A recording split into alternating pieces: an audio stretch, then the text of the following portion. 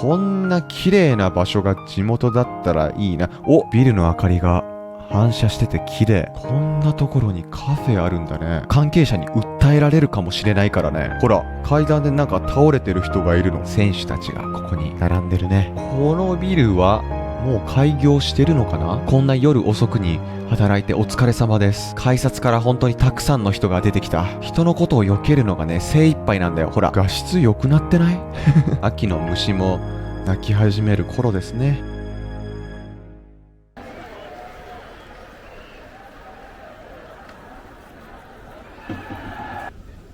はい、皆さんこんにちは、次郎です。本日は夜の日本の街を一緒に散歩していこう。よろしくお願いします。僕のね動画を見たことある人ならわかると思うんですけど、僕って普段声大きいんだよね。だからこういう夜の散歩くらいは静かな声でね、みんなにお届けできるように頑張ります。よろしくお願いします。実はね、この動画を撮ったのはね、野球の試合を観戦した後なんだよ。でさ、もうなんでこんなに人が歩いてるんだろうってみんなびっくりしたでしょ。まあ理由は、この人たちみんなさっきまで野球を見てた人たちだからなんだよね。で、僕も野球の試合を見終わったので、こうやって帰路についてるってわけ。ほら見て、なんかさ、何人かの人がさ、ユニフォームを着てるでしょ。これね、好きな選手の、好きな野球選手のユニフォームなんだよね。だから他のスポーツと同じだよね。自分が好きな選手のユニフォームを着て応援するんだよね。で、今僕がどこにいるかっていうと、東京都市圏に、含まれてる、横浜っていう地域なんだよね。で、横浜は、東京都の中にはないんだけど、一応ね、東京都市圏の一部で、神奈川県っていう県の中にある地域だね。で、今ね、歩いているんだけど、前に行くと海がある。そしてね、僕の真後ろにその野球場があるんだよね。でさ、僕ってさ、今まで自分の顔を、公表したことないんだけど、こういうさ、道を歩いてる動画に自分の顔の影が映っちゃってて、ちょっと恥ずかしいんだよね。めちゃめちゃ恥ずかしいね。めちゃめちゃ恥ずかしいけど、そんなことはね、気にせず、みんなの日本語学習に役立てるような動画になるように頑張ります。あれ、なんかさっきまでさ、たくさん人がいたのに急にいなくなるじゃん。なんかカメラ回してるやつ気持ち悪いから避けとこうかなとか思われてんのかな。うん。そんなこと言われたら、そんなこと思われてたらめちゃめちゃ悲しいんだけど、僕はね、気にせず、歩き続けます。はい。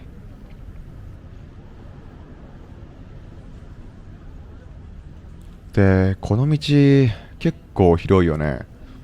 東京ってさ、もう本当に建物ばっかりだから、こういう広い幅の道を磨けることって結構レアだよね。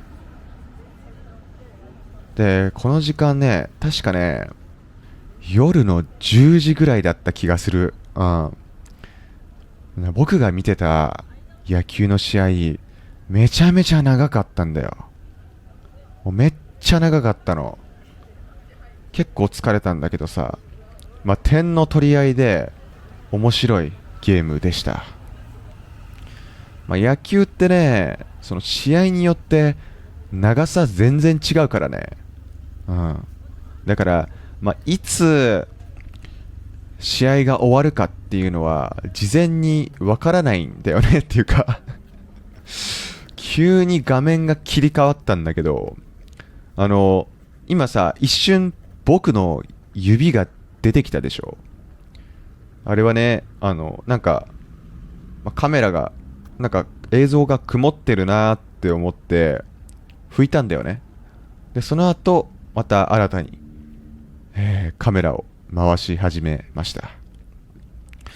だからさっきよりもちょっと画質良くなってないさっきより画質良くない？気のせい？バイク止めてあんだけど、あれ？警察官もいるんだけど。こんなことをね、思いながら僕は歩いてましたねうん。だから、本当は、歩きながら話していくスタイルがいいのかな。ほら、見て。綺麗な景色。左側にバイク、バイクがたくさんあったうん。僕、バイク乗らないんだよな。僕、バイク乗らないんだよね。っていうか、バイク乗れません。そのバイクの免許を持ってないからね。自動車の免許は持ってるんだけどね。バイクの免許は持ってない。だってさ、バイクって怖くない？さ、事故が起きたらさ、死ぬ確率高そうじゃない？自動車より。そんな、何でもかんでも心配してたら、ね、何も乗れないんだろうけど。あ、これね、右側海だよ。うわ、この道暗いな。この道真っ暗だね。さすがに僕が使っている、超高性能カメラでも真っ暗に映っちゃうんだね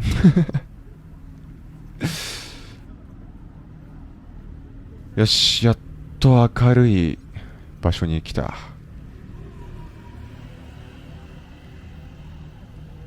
前に歩いている人も、野球のユニフォームを着てるから、僕と同じ試合を見て、僕と同じ道で帰ってるんだね。止まったけど、タクシーでも探してるのかな。僕はね、あまりタクシー乗る癖はないんだよね。電車が動いてたら、電車に乗るね、普段は。でもね、電車にはさ、終電ってあるじゃん。その一日の最後の電車のことね。だから終電の時間が過ぎちゃったら、タクシーに乗ることあるけどね。基本的に僕はあまりタクシーには乗らないんだよな。うん。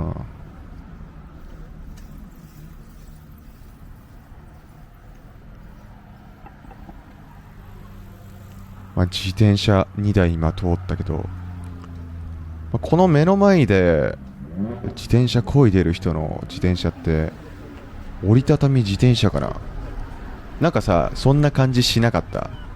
タイヤが小さくて、タイヤが小さかったら大体折りたたみ自転車なんじゃないかなって思ってんだけどそういうわけじゃないよね。うんで、さっきタクシーを待っていたように見えた男性2人に関しては、僕よりね、歩くスピードが速いね。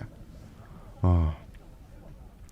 でさ、この日結構暑かったんだけど、長ズボンで暑くないのかな？左の人さ、黒の長ズボンを履いてるし、しかもリュックも背負ってるから、結構暑そうだよね。うん。まあそれに比べて、まあ右の人の方が涼しそうな格好をしてるんだけど、なんで長い靴下履いてるの？だってさ、日本の夏ってさ、暑いからさ、まあ、長い靴下よりは短い靴下を履いた方がいいんじゃないかなって思うんだけど、みんなどう思う？あれがファッションなのか？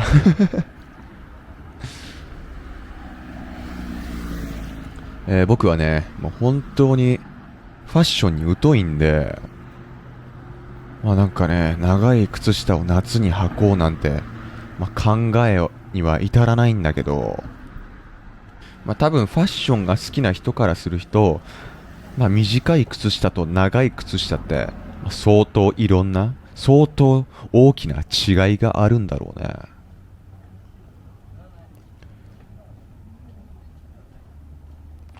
なんかこの橋、普通の橋じゃなくない？なんか独特な形をした橋だったけど。あれあれスーパーカーか？スポーツカーか？なんかさ、左側に見える車、ちょっとなんかクラシックカーっぽいけど、なんか、うまく見えなかったわ。うん、あんまりうまく見えなかった。っていうか今、ベビーカー通ったよね。夜10時って、赤ちゃんもう寝る時間じゃないの？うん、まあ、赤ちゃん夜10時に出歩いてるのあまり見ないけどね。あっちの景色綺麗だね。で、でもね、こっちの景色も綺麗ですよ。見てこれ。なんかレンガ式の建物あるでしょ。ここね、割と有名な場所。うん。クリスマスの時期はね、クリスマスツリーとかが飾られて、多くのカップルで賑わうね。ほら、カップルが写真撮ってる。いや、なんかさ、こういう時、写真撮ってあげましょうかとか言った方が良かったかな。うん、まあ、カップルのためにね、写真を撮ってあげても良かったんだけど、なんだこの人って思われても嫌だから、まあ、話しかけないで正解だね。うん、多分話しかけないで、まあ、正解だと思うんだけど、まあ、夜10時なのに結構人がいるね。うん。とか何これ？なんだこれは。なんかイベントが開かれてるのかな？もうお店自体は閉まってるだろうけど、ほら、トルコの国旗。トルコ料理食べれたってこと？なんか、トルコ料理食べたくなってきたんだけど。うん。トルコ料理が食べたくなってきた。あのさ、僕、トルコアイス食べたことないんだよね。トルコアイス美味しそうじゃね？あのさ、伸びるアイス知ってる？トルコアイス屋さんってさ、日本にたくさんあるんだけど、一回も食べたことない。食べてみよっかな。うん。なんか家の近所にもあった気がするんだよな。うん。まあ、ここら辺まで来ると、まあ、誰も人がいないか。前に人がいるけど、スタッフの方かな？うん。結構もう夜遅いけど、まだ仕事してるの？早く家帰った方がいいよ。うわ、真っ暗。こっち側はさ、海だから、明かりがないんだよね。そう。で、この時ね、こんな真っ暗な景色、みんなに見せるわけにはいかないと思って、明るい方にね、カメラを向けました。これね、赤レンガ倉庫っっていう場所なんだけど、この赤レンガの建物の中にね、結構ね、たくさんお店が入ってるんだよね。うん。結構たくさんお店が入ってて、日中はね、いろんな人で、たくさんの人で、えー盛り上がってるんだけど今はもう営業終了してますね、完全に。もう夜10時だからね、そりゃもう遅い時間帯だよね。だから僕は、自分の帰路に着くことにしますよ。うん。特に夜お店もないからね、一人で悲しく、とぼとぼとなんか話してると余計悲しくなってきたんだけど、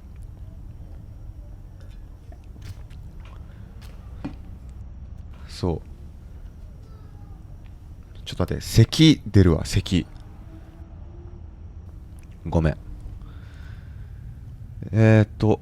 ほら前にさ、虹色の綺麗な建物あるでしょ。でこれ観覧車だね。観覧車。でね、観覧車の中心部分にね、確かね、時計がついてた気がするんだよな。うん。そこにね、時計があったから、正確な時間はそこを見ればわかるんだけど、ここからは見えないか。うん。もうちょっと近づいたら見てみようか。うん。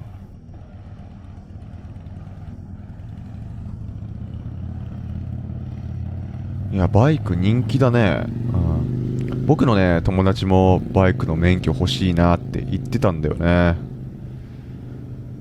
でもなんかバイクって、例えばさ、どこか旅行行きたいなってなったらさ、レンタカーってあるじゃん。それのバイク版ってあるのかちょっと気になっちゃったんだけど、うん。レンタカーのバイク版ってあるのかな。だってさ、僕普段旅行するときってさ、あの、レンタカー借りること多いんだよね。でもさ、バイクの免許取っても使う機会ないなと思ったんだけど、どうなんだろうね。よし、じゃあ、観覧車がある方向に向かって歩こう。ほら、絶対バイクの量、日中より多いでしょう。夜のツーリングってやっぱり楽しいのかな。バイク乗ってる人いますか？この動画を見てる人の中で。バイクってさ、楽しい？やっぱりさ、車との違いって風を感じれるかどうかってこと？バイク、まだ乗ったことないんだよな。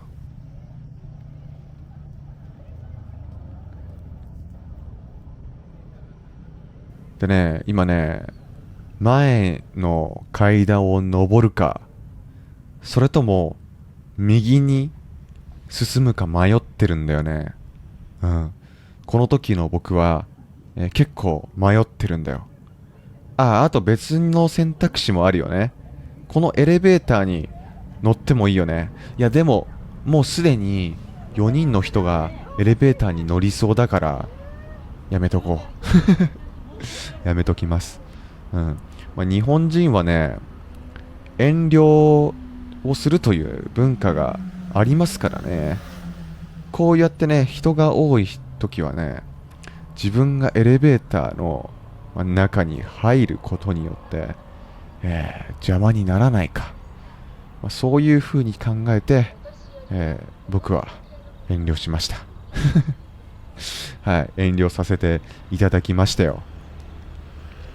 で、代わりに僕は、右側に進んでいったわけなんですけども、こっちはこっちでね、建物が並んでるよね。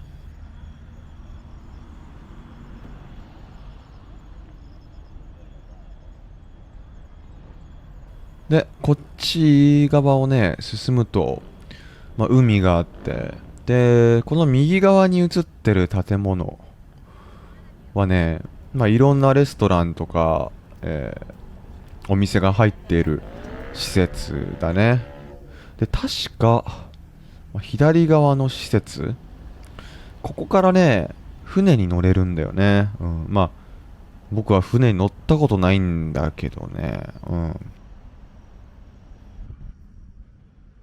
で、赤信号になっちゃったからさ、進めないんだよ。だから、こうやってね、ただひたすら待つしかないんだよね。やっと青信号になったわ。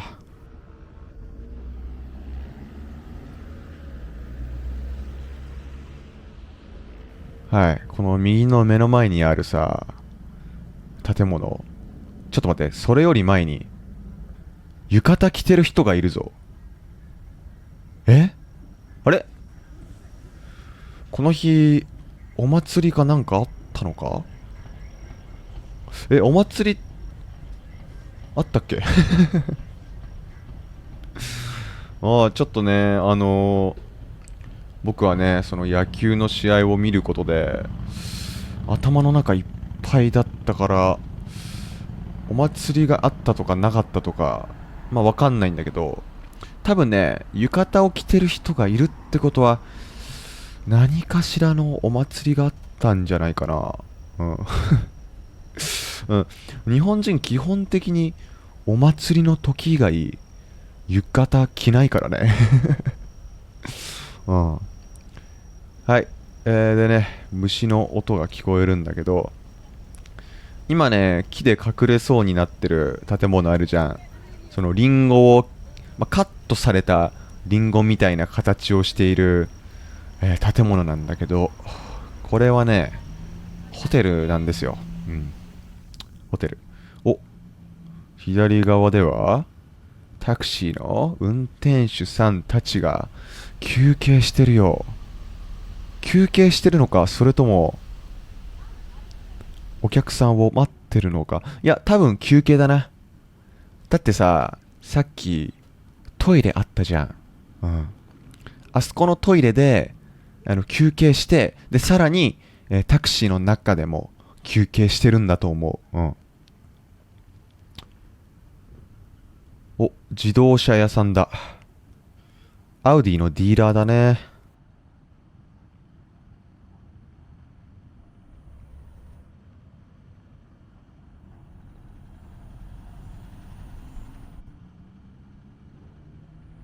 今、運転手、タクシーの中にいた？寝てたのかな？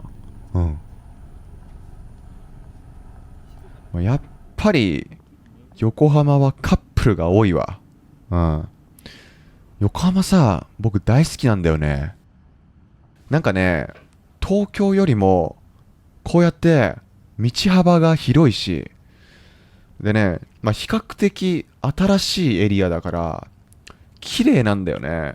で、今、僕が歩いてるエリアはね、確か埋め立て地だったんじゃないか。ちょっと待って。うん、確証は持てないけど、うん、ネット上にね、間違った情報をね、拡散してはいけないので、絶対的な情報として、信用しないでほしいんだけど、確かこのエリアね、埋め立て地だったような気がするんだよな。まだ埋め立て地じゃないっけ？もっと奥に行ったら埋め立て地なんだっけ？うん、ちょっと忘れちゃったんだけど。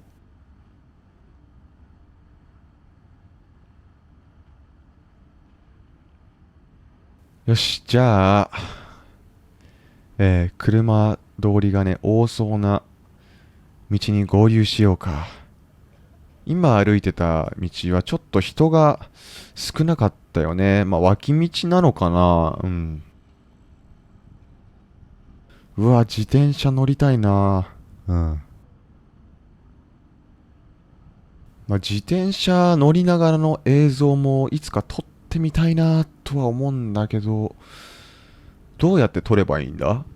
なんかさ、自転車にカメラを取り付ける器具みたいなのをつければいいってことかな。どうなんだろうね。どうやってやるんだろう。お、やっぱり人増えてきたな。で、今からあっち側に行く人はどこに向かってるんだ。やっぱりカップル多いな。楽しそう。楽しそう、夜中に。ここら辺に住んでるのか。こんな綺麗な場所が地元だったらいいな。お、22時27分。夜の10時半ですね。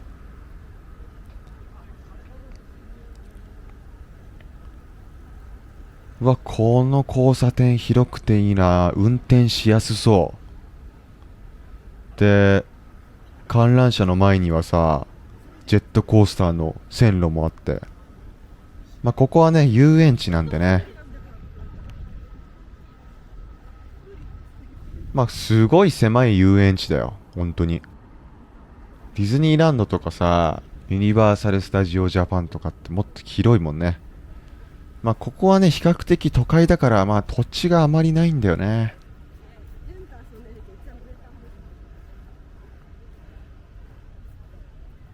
ほら、この開放感いいでしょ。でね、東京だったら、お台場っていう名前の地域で、こういう風景に似たところはあるんだけど、なんかね、お台場よりやっぱこっちの横浜の方が、なんか新しくて洗練されてる気がするんだよね。ちょっとね走ってるね。赤信号になるから。ああ、よし。で、これ左側が遊園地だよね。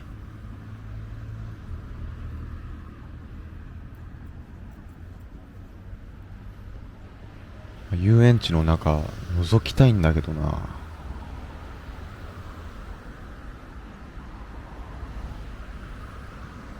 うわ、なんか覗けない。なんか壁があって中の様子を見ることができないんだけど。こんなにさ、遊園地と車が通ってる道が近いの珍しくない？そうでもない？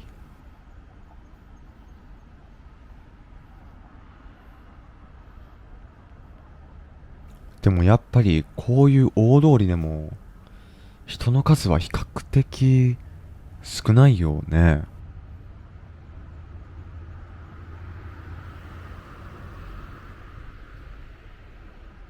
お、中の様子が見えたよ。この階段からちょっと下に下がろうか。ここからね、遊園地の敷地内に入れるわけではないんだけど、ここにね、川というか海というか、川があるんで、そのね、景色を見たくて、降りました。水面にビルの明かりが反射してて綺麗。これ川なのか？それとも海なのか？壮大な景色だよね。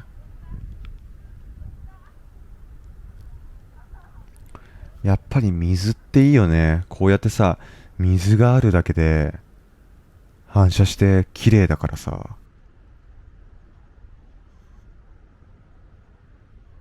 で、こっち側が遊園地。22時半ぴったりの時間だね。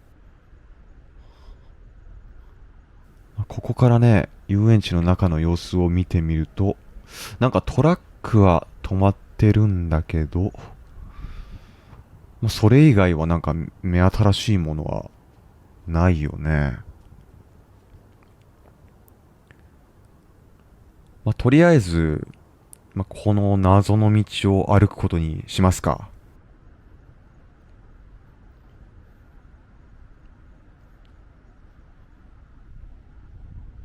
でね、あの向こう側にも遊園地の続きがあるんだよね。ほら、デンマークのコペンハーゲンみたいな景色があるでしょ。うん、まあ、デンマークのコペンハーゲンとは、まあ、サイズ感が全く違うんだけど、多分ね、なんかヨーロッパを模した、まあ、そんな建物があったよね。あれ、ここなんて書いてあるんだけど。なんて書いてあるんだろう。なんて書いてあった？ちょっと見えなかったけど。立ち入って大丈夫だよね。うん、多分立ち入って大丈夫なはず。で、ここはね、もう遊園地の敷地じゃないんだよな、これ。なんかさ、すごい綺麗な建物だよね。なんか雰囲気いいね。絶対カップルいるでしょ、ここ。うん、絶対カップルいるよ。ほら、これ何の建物これ。綺麗だね。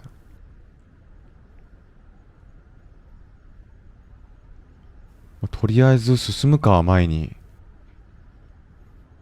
なんか右側の風景もなんか少しずつ変わってきたけど、すごいロマンチックだな。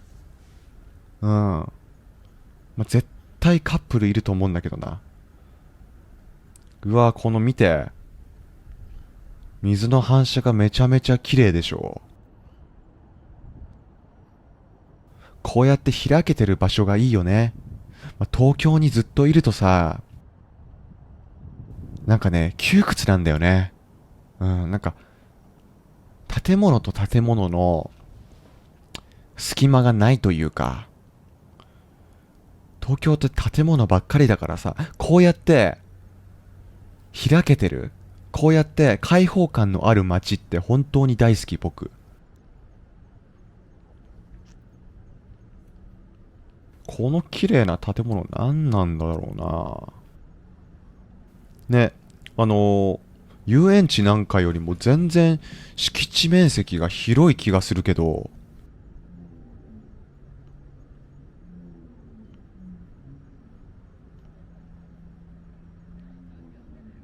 このね、右前に見えてるさ、てっぺんの部分が明るくなってる建物あるでしょ。これはね、ホテルです。もう本当に有名なホテル。日本全国で展開してる、まあ、アパホテルっていうホテルなんだよね。ほら、やっぱりカップルっぽい二人が座ってた。いい雰囲気だったよね。まあ僕はね、その雰囲気を壊さないように、まあ、ゆっくり歩くことを心がけてたんだよね。あ、カフェ。あ、こんなところにカフェあるんだね。これ全部がカフェじゃないだろうね。うん。3階まで、1階から3階までカフェだったら、でかすぎるよね。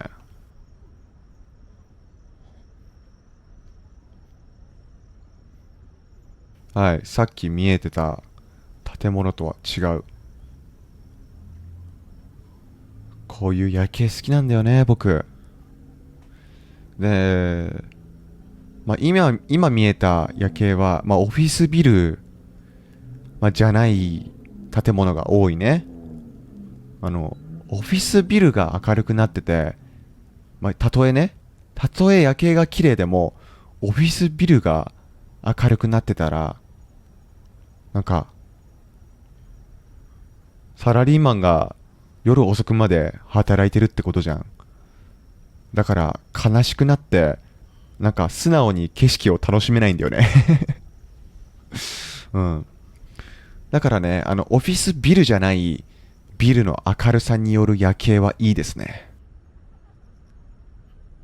なんか結婚式場とかなんですかね、多分ね。多分結婚式場か何かだと思うわ。まあ、多分結婚式場か何か。まあ、とりあえず、この結婚式場っぽい建物は、一旦スルーしましょうか。うん。一旦スルーして前に進んでいきますよ。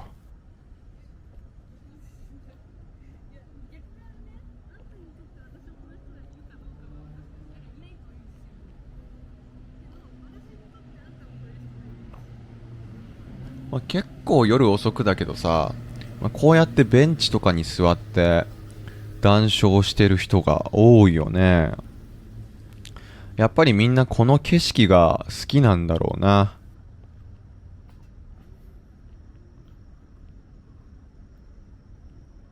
で、目の前にね、ショッピングモールがあるんだけど、多分もう営業時間終了したんじゃないかな。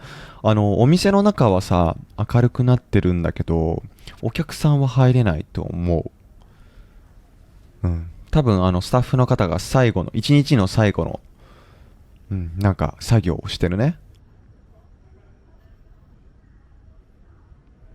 いや、僕こうやって夜中っていうか、夜歩くの好きなんだよね。なんかいろいろ考え事をしたりするのが好きで、しかも僕はね、自分が好きな、曲をね、聴いて、イヤホンで自分が好きな曲を聴きながら夜散歩するのが好き。本当に僕ね、たくさん散歩するんだよね。うん。平気で2時間とか散歩するからね、僕は。で、これね、確か上にロープウェイのその線路があるんだよね。でももうそのロープウェイも営業終了してるわ。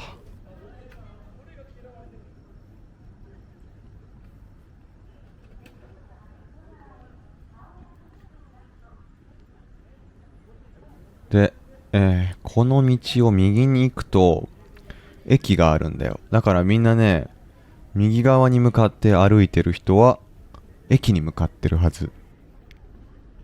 で、こっち側にも水があって綺麗。うん。そしてね、みんないい感じの雰囲気ですね。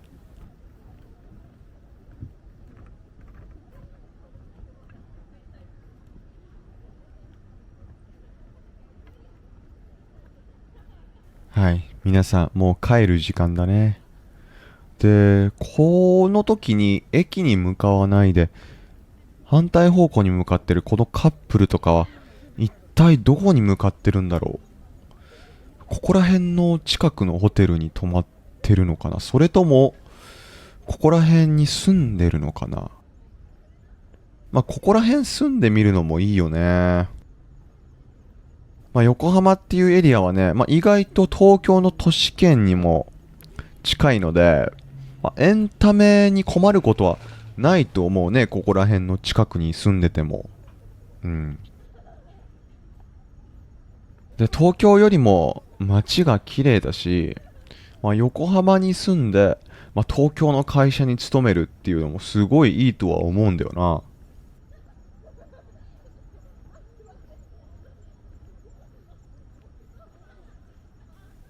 な。はい。右側に、さっき見た、結婚式場みたいな、建物があるね。とりあえず駅の方向に進んでいきましょ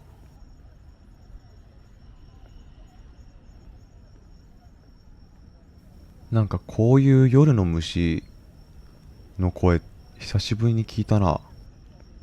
虫の鳴き声。これってさ、コオロギ？何の虫の鳴き声なんだろう。夏に鳴く虫なのかな、それとも秋の虫なのかな。だってもう9月だからね。秋ですよ、そろそろ。秋の虫も鳴き始める頃ですね。秋になったら、紅葉の季節だからさ、そういう紅葉とか見るの、楽しみだね。なんか前、僕が見た木もね、葉っぱが枯れてきてたな、そういえば。だから夏の終わりが感じられるような時期になったんだけど、それにしても暑いな、まだ。全然ね、暑さだけは秋じゃないよ。まだね、日中の温度に関しては、夏から抜け出せてない。うん。右側何してるんだろう。右側これさ、もしかして工事中なのかな。お、なんか、何を作ってるんだ。線路でも作ってるのか。じっくり見ればよかった。なんかここからだと何を作ってるのかよくわからないね。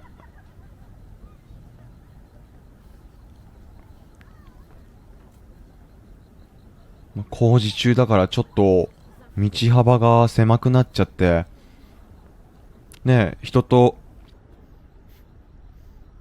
が前から来るとさ、少し自分が邪魔になっちゃうんじゃないかなって心配するんだけども。右の人はね、工事の様子、どんな様子かっていうのを今見てたね。これ何？線路か何か作ってるの？ここになんか電車が走るってこと？楽しみだな。何ができるんだろう、これから。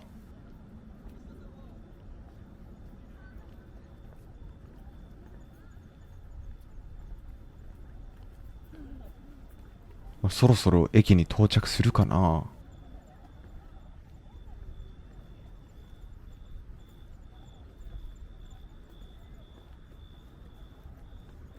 今鳴いてる虫はさっき鳴いてた虫とは別の虫だけど、何の虫なんだろう。昔はさ、僕も虫に詳しかったんだけど、大人になってからめっきり虫の知識はなくなったよね。で、カブトムシを取ることができる季節は8月の上旬だから、そういう季節ももう終わっちゃったよな。秋ですね。秋の気温はいいんだけど、秋とか春って、すごい気温がさ、夏より涼しくなって、過ごしやすいんだけど、冬が寒いからな、冬来てほしくないよ。うん。あとさ、太陽が出る時間が短くなるじゃん。やっぱりあれが嫌だな。日照時間長くなってほしい。日照時間は長いままでいいのにな。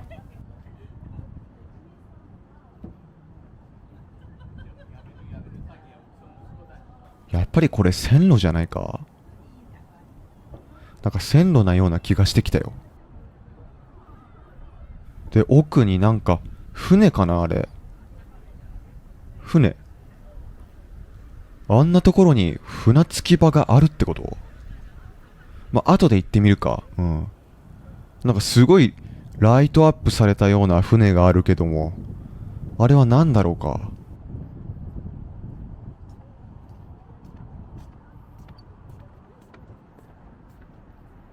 皆さんなんか大きな荷物持ってるけど、どこから帰ってきたんだろうね。もうあれだね。野球のユニフォームを着てる人はもう見かけなくなったね。夏はね、大きい荷物を持ってると本当に背中がさ、例えばリュックを背負ってると夏にね、背中に汗が溜まってさ、ムシムシするじゃん。あれ僕嫌いなんだよね。だからできるだけ夏にね、外出するときは、できるだけ荷物は持ちたくないなって思ってる。で、この時もね、もう全然荷物持ってなかったんだよな。スマホと財布とこのカメラだけ持ってた記憶。なんか、ライトが光ってるけど、撮影をしてるね。何かの撮影をしてるんだけど、未公開の情報だったらね、YouTube にアップしちゃダメだと思うから、無視します。だってね、未公開映像を間違えて撮影してしまったら、で、撮影して YouTube に公開してしまったらね、まあ、もしかしたら関係者に訴えられるかもしれないからね。それだけは嫌だよね。ほら、なんか船が見えてきたけど、これは何ですか？これは何？日本丸って書いてあるね。日本丸っていう船なのかな？日本丸っていう船っぽいですね。で、なんでこんなところにあるの？日本丸が。まあ、多分もう使われてない船なんだろうな。お、ここからさっき話したホテルと観覧車と結婚式場みたいな建物が一望できるね。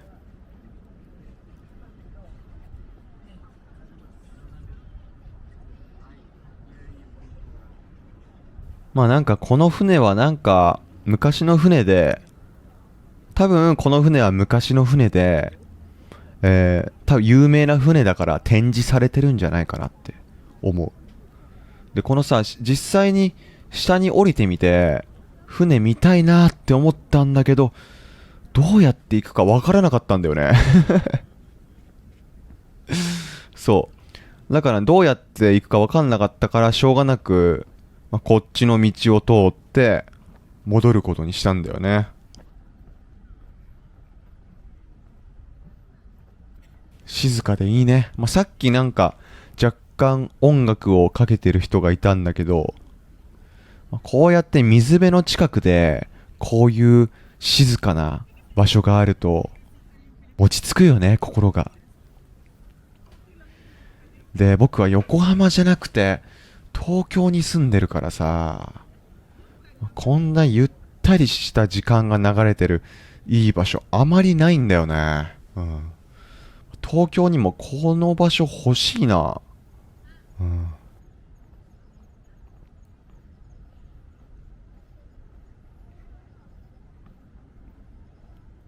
まあね、まあ、さっきと同じ道を通るのもつまらないから、ちょっと別のね、道を通って向こう側に行ってみようか。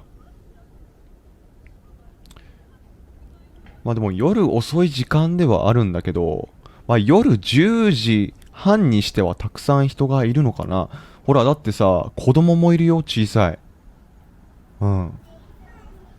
早く家帰って寝なさいよ。かわいいね、子供はいつでも。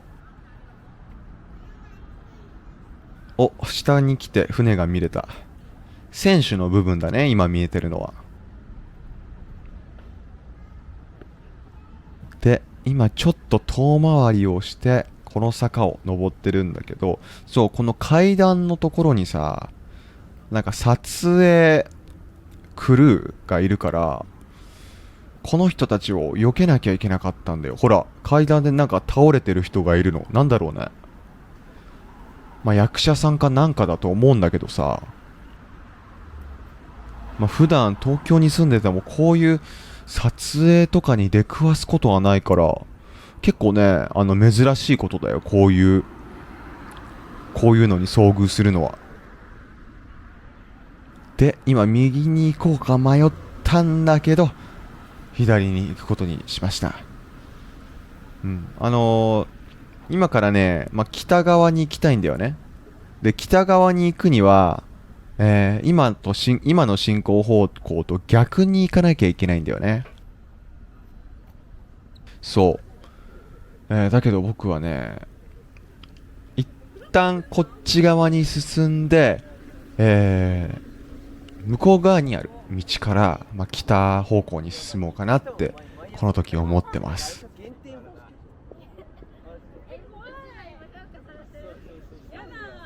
で、前に見えるのが駅だね。これが確か桜木町駅だった気がするぞ。で、後ろから若者の声が聞こえてるから、僕はねちょっと今ビビってます。うん、早く歩かないとなって思ってるところだね今。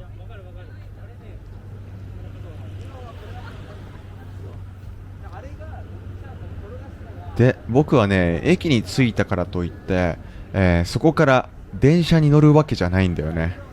さらに歩いて、北に向かおうと思ってる。今回の動画はね、あくまでも夜の日本の街の散歩がテーマなんで、電車に乗ることはしない。うん。電車には乗らない。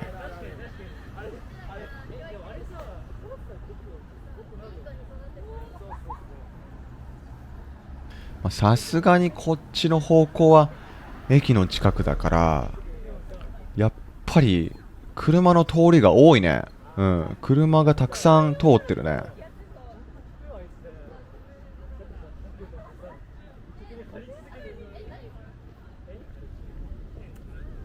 うわー、青信号になるの左側か。こっちの信号が青信号になってほしいんだけどな。うん。ちょっと足止めを食らっちゃったね。で、後ろ側から若者たちの、声が聞こえてくるね。この若者たちの声が僕を威圧してくるね。ね、この時僕は頭の中で早く青にならないかな、早く青信号にならないかなって思ってるんだよね。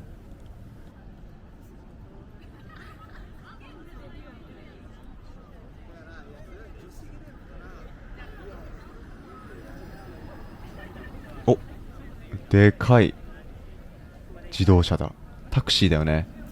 このさ、運転する時の音で、この、車が減速する時の音でさ、ハイブリッドカーかどうかわかるよね。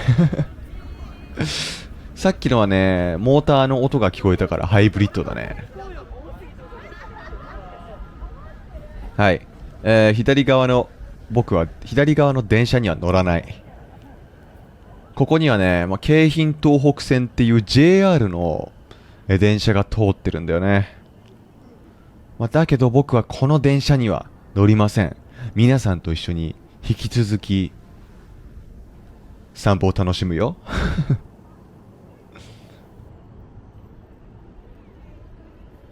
で、みんなさ、この先に道なんてあるのかよって思ってるでしょ。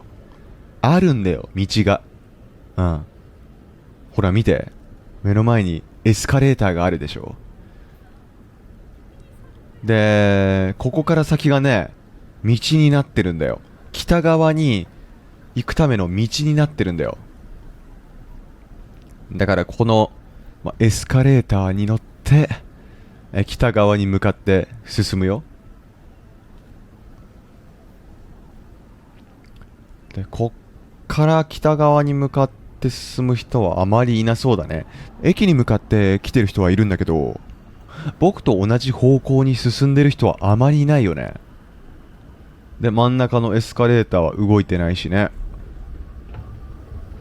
はい。僕はね、こういうエスカレーターがあると、こうやってね、一段飛ばしで歩く癖があるんだよね。で、ここでね、僕すごい後悔したんだよね。うわ、やっぱり普通の道行けばよかったかなって思った。これね、動く歩道なんだよ。うん。で、この右側のね、動く歩道に乗れば、もっと早く移動できるんだけど、この時間帯はね、もう止まってたね。夜遅いと止まっちゃうんだね。知らなかった。で、この道結構長いから、ずっと同じ場所ばっかり映してても、みんな飽きるだろうなと思って、今左の景色をみんなに見せました。いや、この道結構長いよ。そう。だからこれだけ道が長いから、動く歩道が設置してあるんだよね。でも今さ、止まってるの本当に残念だな。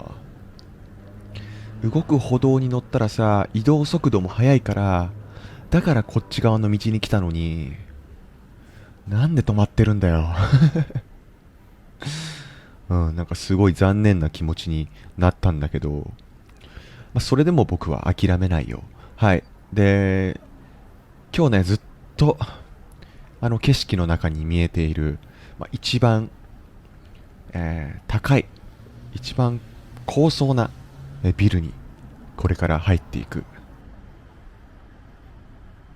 そう。で、この道のね、奥側に行きたいんだよね。もうなんかタクシーばっかりだなと思ってるのが、夜って、タクシー利用する人多いよね、多分。僕もさっき話したみたいに、終電の時間が過ぎちゃったらタクシーぐらいしか乗れるものないもんな。うん。そんなにね、頻繁にタクシーって僕は乗らないんですけど、便利ですよね、タクシーって。タクシーってでもちょっと高いよね、金額が。うん。日本だとね、ちょっと高いなって思う。みんなの国ではどう？タクシーってさ、気軽に乗れるもの？気軽に乗れる乗り物？タクシーって。会社帰りのサラリーマンが階段を上がってきましたね。多分、会社で働いた後に、どっかでね、飲み会をして、夜ご飯を食べてから、今からね、2軒目のお店に行くのか、それかね、多分家に帰る途中なんじゃないですかね。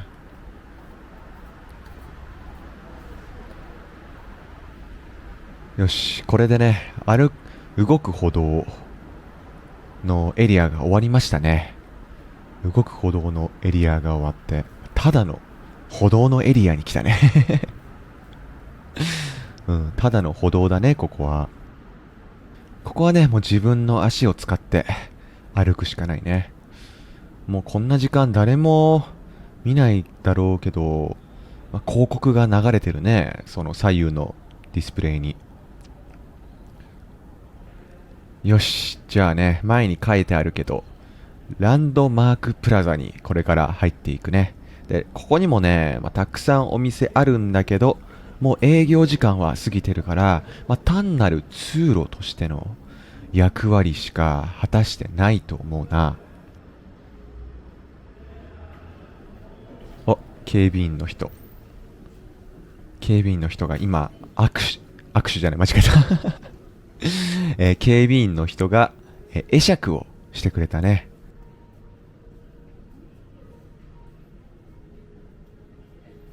さっき僕が見てた野球の試合に出場してた選手たちが、ここに並んでるね。選手本人ではなくてパネルだけどね。はい、もう店は全部閉まってるよね。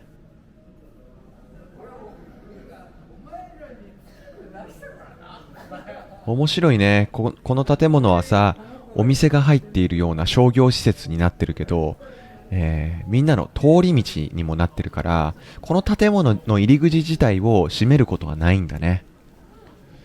確かに便利だよね、この道は。駅に向かって歩けるからね。実はね、今ね、別の駅の方向に向かって歩いてる。このまままっすぐ進むと、みなとみらいっていう別の駅なんだよね。で、みなとみらい駅はね、さっき、僕が前を通った桜木町駅とは別の電車が通ってる。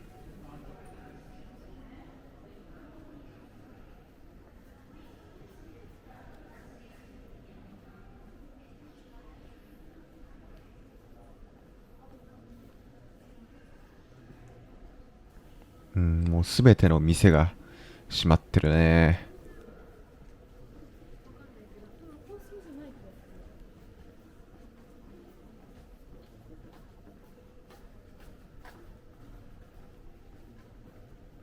前にね、人がいると、ちょっと気まずいんだよね。僕がさ、カメラを回してるから、できるだけ早くその人を、前にいる人を抜かさなきゃいけないなって思うんだよね。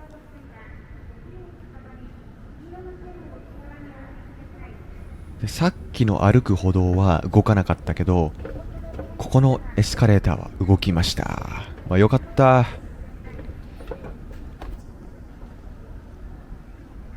右側にさっきの観覧車が見えるけど、ここはね、左に曲がって進むことにします。これはね、このまままっすぐ行くと、みなとみらいっていう駅なんだよ。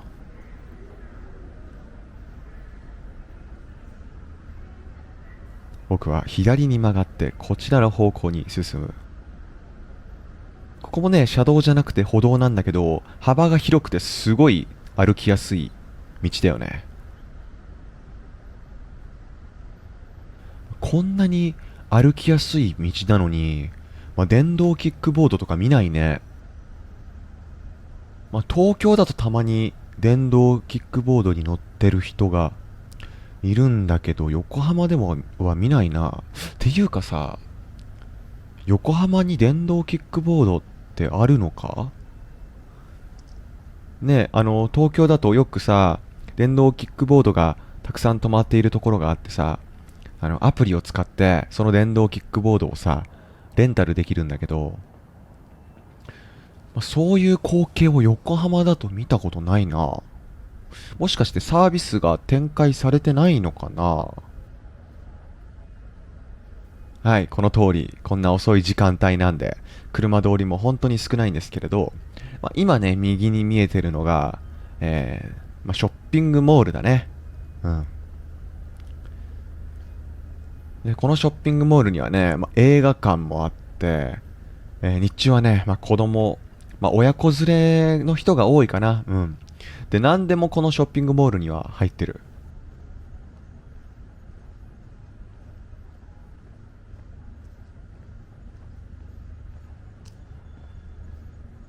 うわ、何回も思うけど、まあ、こんな道をね、自分の散歩コースにしたいな。まあ、今日はね、野球の試合を観戦してわざわざ横浜に来たんだけど、普段は横浜にいないからさ、こういう広い道すごいいいなって思うんだけど、やっぱここもさっき見たショッピングモールと同じで、店の電気はついてるんだね。この電気はいつか消えるのかな。まだ中で働いている人がいるから、この電気がついてるっていうことなのかな。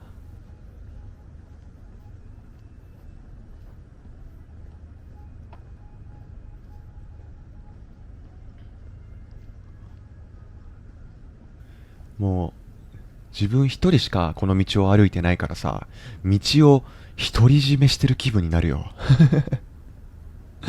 うん。僕がこの道を独占してるんだよね、今。で、これ確か美術館だったような気がする。美術館か博物館。うん。いいよね。すごい綺麗だよね。で、ショッピングモールの目の前にある美術館っていうのも、なんか、珍しいよね。よし、さっきまで真っ暗な道だったけど、左右に街路樹が植えられてるエリアに来て、まあ、照明がね、ポツポツと点在してるね。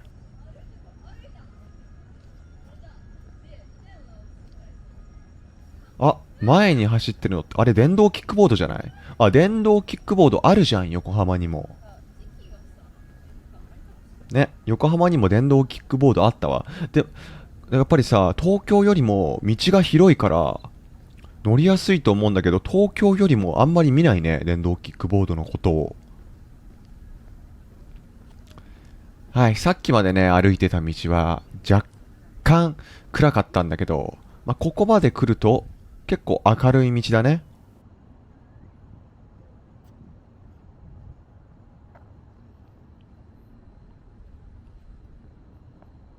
お、右側に見えてるのはスターバックスだね。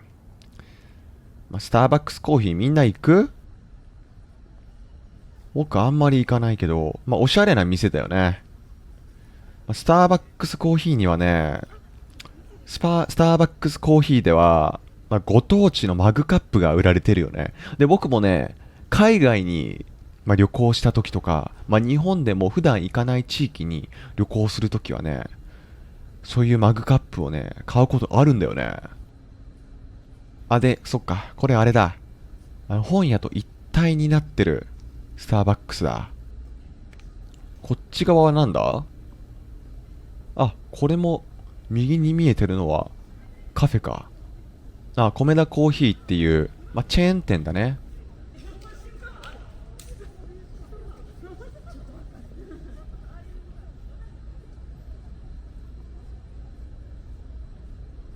これ、中に人いる？営業中なのかな？なんかさ、明るさを見ると営業してそうに見えるけど、中に人が見当たらないよね。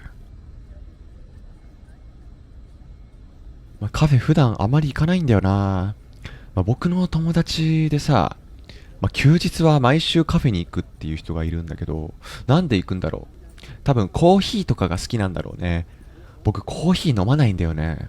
なんかさ、もういい年なのに、コーヒーとお酒あまり好きじゃないんだよね。うん。僕がね、好きなのはやっぱりコーラとか、オレンジジュースとか、まあ、そういうね、本当に子供っぽい飲み物ばっかり飲むんだよな。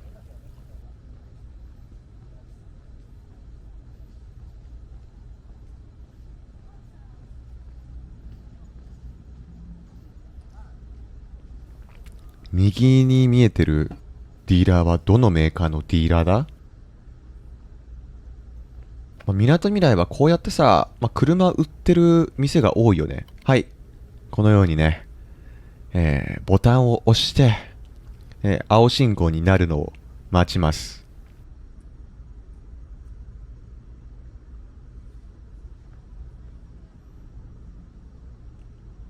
はい。左側に止まってるのはトヨタのプロボックスっていう車種だね。まあ、営業職の人とかがよく乗ってる車だけど、あそこに停車させてお昼寝でもしてんのかな。うん、多分なんか昼寝とかをしてるんじゃないかなって思うんだけど。でさ、この時全然青信号に変わらなかったんだよ。でさ、もう渡っちゃおうかなって思ったんだよね、この時。だってさ、車一台も通ってないでしょ。うん。そう。右を見ても、左を見ても、車が通ってないんだよ。で、それなのに、信号が赤だから、進めないんだよね。あ、青になった。よかった。まあね、自分で撮影をしてなかったら、赤信号でも、もしかしたらね、渡ってしまう可能性は、あったかもしれないんだけど、やっぱりね、この YouTube チャンネルは、まあ、教育チャンネルですから、まあ、法律に違反するような、そんなことは絶対にしないです。はい。まあ、だからね、青信号になってからちゃんと横断歩道を渡りました。はい。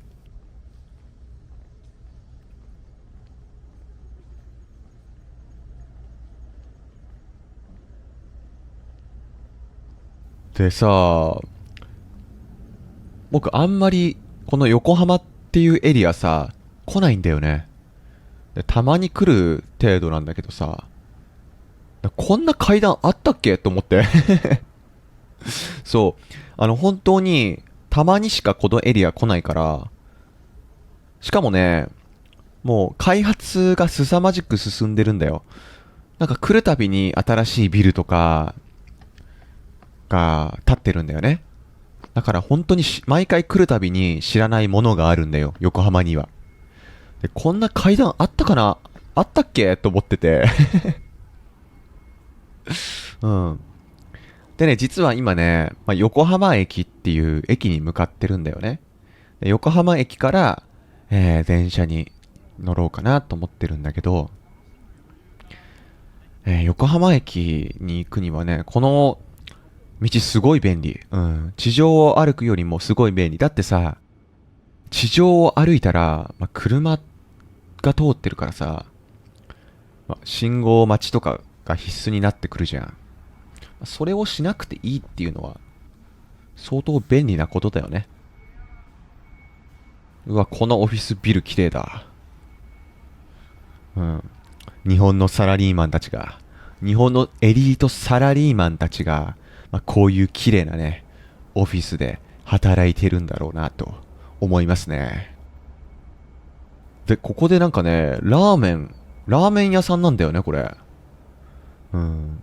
で、この時さ、お腹空いてたんだよ。うん。なんかさ、野球を観戦してる時って、あんまりたくさんのもの食べられなくない？うん。だから、だってさ、野球の試合を見るのに集中しちゃってるでしょ。野球観戦中って。うん。だからね、全然ご飯食べられなかったんだよ。だから、今こうやってね、みんなと散歩してる間、すごいお腹減ってたの。めちゃめちゃお腹減ってたんだよね。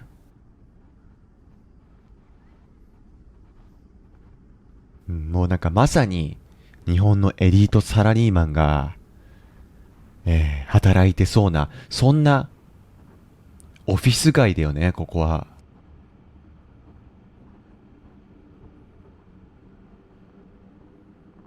まあ、多分だけど、前を歩いているあの人も横浜駅に向かってるんだろうなって思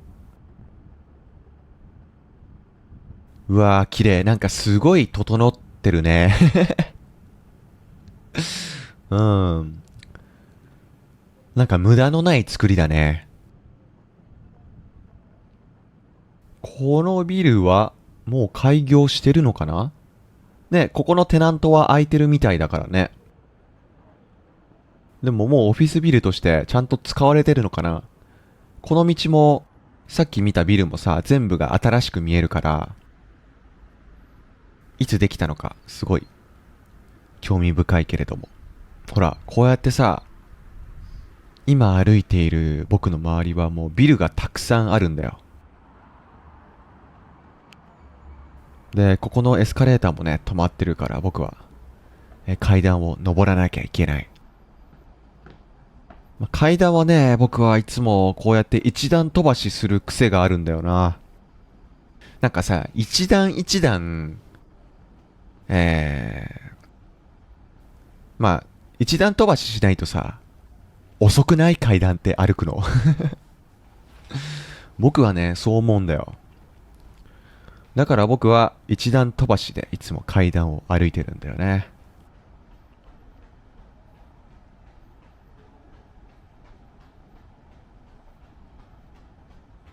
なんか後ろから走ってくる人の音が聞こえるけど、そろそろ僕の前に来るかな。お、あ、ランニング中か。なんかこういうオフィスビルの、オフィス街でも、ランニングする人っているんだね。なんかさ、地面が硬くて、足に悪そうだけどね、大丈夫なのかな。まあなんか僕が心配するようなことでもないか。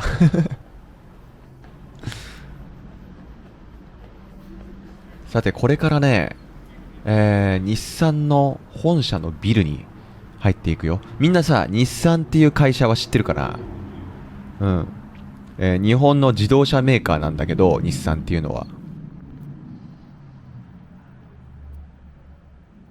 で、その日産の本社のビル。で、ここはね、普段は多くの車が展示されている場所なんだけど、今夜だから、改装作業を行ってるね。うん、車が全然置いてないね。うん、なんかね、何人かの人が、下の展示スペースで働いているのが見えるよね。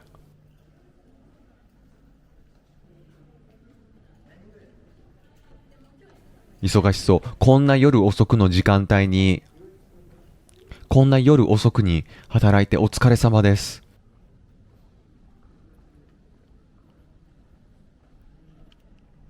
僕ね、結構車好きだから、この日もね、どういう車が展示されてるかな、今日はと思って、楽しみにしてたんだけど、休みっていうか、改装中だったね。うわ、うるさいな、この音。みんなこの音聞こえる？うん。若者が入り口に、居座らないように、あの音を鳴らしてるらしいよ。うん。まあ、僕はね、まだ若いから、そういう音は聞こえるね。うん。でも、年寄りには聞こえないらしい。ここにも川のような、海のような、水辺が広がってるけれども、まあ、横浜って、水と調和した街だね。うん。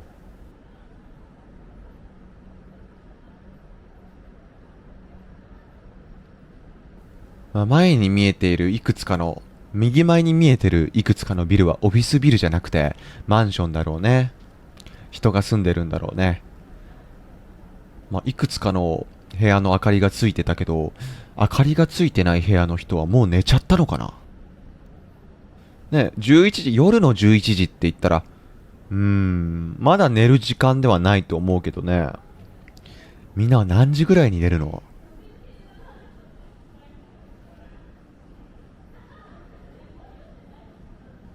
いやー、もうそろそろね、横浜駅着くね。何駅分ぐらい歩いたかな。最初はね、野球場にいたからね、僕。そこから横浜駅まで歩く人ってあまりいないと思うんだけど、なんかこの日はね、なんか夜に散歩したい気分になったんだよな。そうで、ここに来た時に、なんかね、人の数がね、やたら多かったんだよ。ほら、なんかさ、声出してる人がいるでしょ。で、こうやってさ、ベンチで座ってる人もいるでしょ。これ何なんだろうね。番号札お持ちの方とか言ってたから、なんか多分商品か何かを受け取ってるかなのかな。こんな夜遅い時間帯に何を売ってるんだろうね。なんか僕でもね、よくわからなかったんだけど、よくわからないからスルーしますね。なんかよくわかんなかったからスルーするけどさ。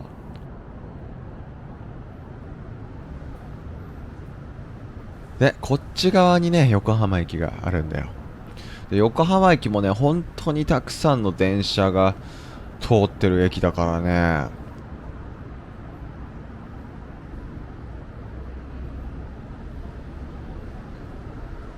ここら辺にいる人は大体横浜駅を利用するんじゃないかなって思うけどね。お、上に高速道路が走ってるよ。今なんか大きめのバスが走っていったよね。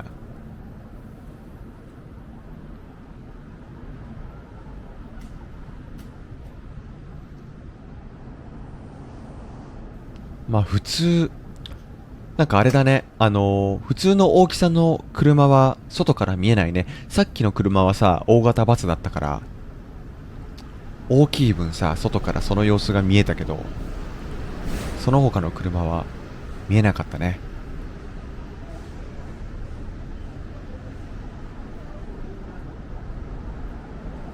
はい。前を見てください、皆さん。横浜駅って書いてあるでしょ。はい。これが横浜駅です。はい。僕はね、この横浜駅から電車に乗って家に帰ろうと思います。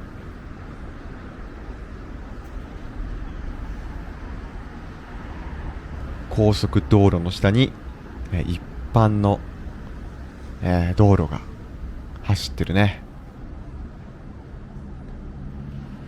で、さっきのさ、日産の本社のビル、日産の本社ビルを越えてからの景色が、それ以前とちょっと違うよね、やっぱり。雰囲気が違うよね。こっちの街はなんか古い感じがしない？うん。この横浜駅周辺は、本当に歴史がある街ですからね。雰囲気も、なんか少し古い感じがするよね。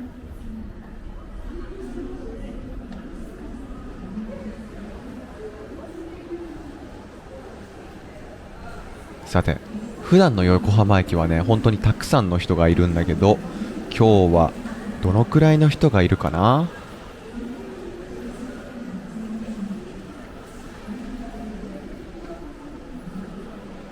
ここら辺はあまり人はいないか。ちょっと人は増えたんだけど、そこまで大量っていう感じではない。でも、前の方にたくさん人がいるように見えるな。そう、向こう側にね、鉄道の改札があるから、電車に乗りたい人、電車から降りてきた人が、利用する場所っていうのがそろそろ見えてくると思うんだけど、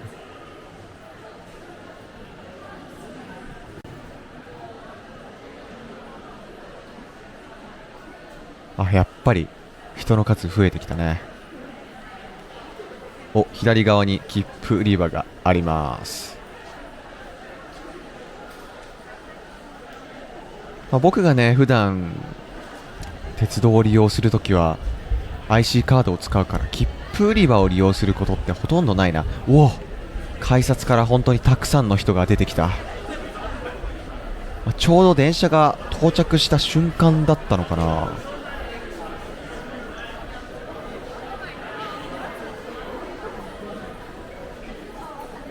ちょっとね、人が多くてぶつかりそうになるねうん、ぶつかりそうになるけど、ぶつからないように頑張るね。で、ここはね、エスカレーターじゃなくて階段を歩くことを決意しました。エスカレーター人が多かったからね。で、こっち側はね、飲み屋街とかがある方面だから、多分ね、飲み屋とかで、食事をした人なんかが今駅に向かってきてるところだと思うね。やっぱり一気に人が増えたよね。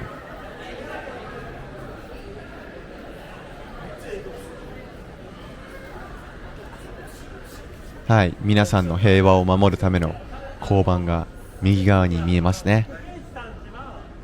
はい、日本の治安を守ってくれてますね。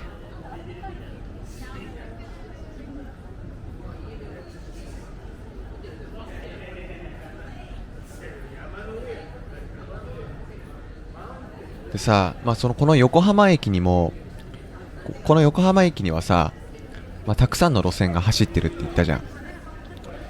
だから、向こう側にはね、また別の鉄道会社の横浜駅がある。だから向こう側に向かって、歩いて行ってる人もいるよね。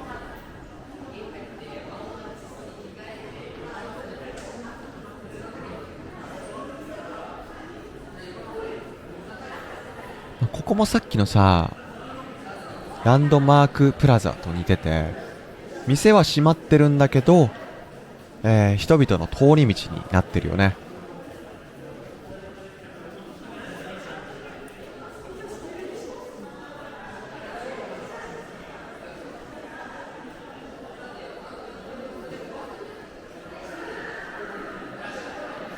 はい、ここで二手に道が分かれてるけど、とりあえず左側に行ってみようか。うん、こっち側にね、また別の鉄道会社の駅があるからね。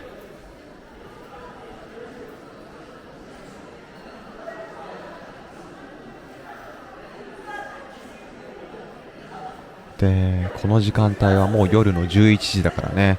あと1時間もすれば、最終電車の時間になっちゃうよね。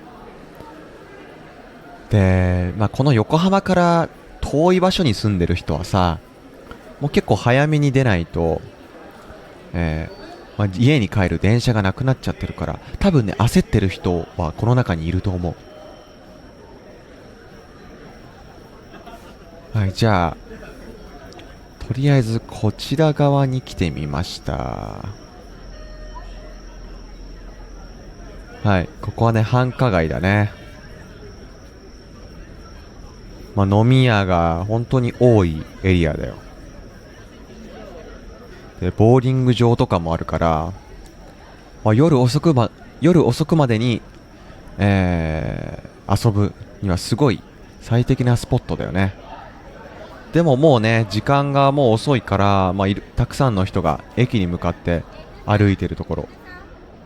朝まで飲みますね、ほら、朝まで飲みましょうって今言ってたけど、そうだね、朝まで開いてる店もあるんじゃないかな。基本的にここにいる人たちみんな酔っ払ってるよね。やっぱりさ、みなとみらいのエリアと比べてさ、道幅が狭いね、この古い街だと。人のことを避けるのがね、精一杯なんだよ。ほら、こうやって前からさ、人がどんどん来るじゃん。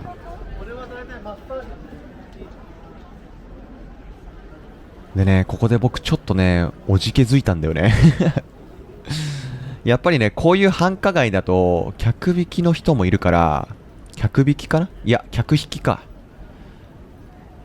だからね、ちょっとね、カメラを向けるのがちょっと怖くなってきたんだよね